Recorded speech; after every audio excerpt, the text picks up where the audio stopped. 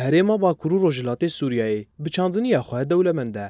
Lê ji ber kêmbarîna barana îsal, zirareka mezin gehişte çandinî û cotkaran.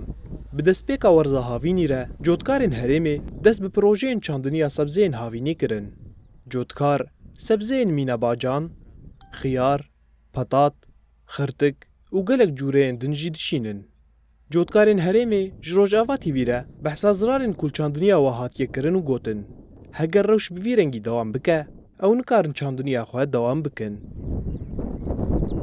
مشروعي مني بطاطا هي نافيتشية جنم هي فدي ام شغلي ام كار دكن بس مصروف قال لك عبء سرمة مكلفة يعني تحسم افصال اخر صار بالكستركا في كاري بكم لانه نما مرمى نماد مشوك بري يعني مصروف عبء قال لك سرمد مثلا كدرمان كسماد كبزرة بطاط مكلفة يعني طونا بزر ب $10,000 سرمد كلفة وكيدن ايدي عاملة عرض كش ايجارا يعني هەروەها تێکلداری بلندبوونا نرخên sebzeyan, cotkaran anîn ziman ku bihabûna nirxên semad û sotemeniyê dihêlek û sebze li bazaran bi nirxekî biha werin firotin.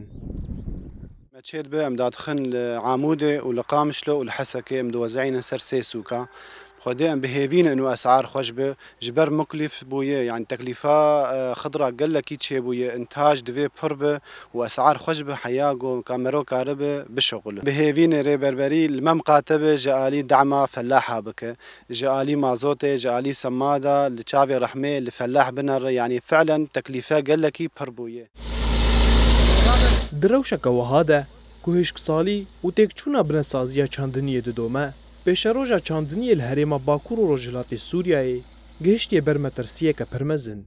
Hem wextî krîzên aborî, siyasî û jîngehî jî cotkar ditirsin ku sala bê nikarbin çandiniyê bikin.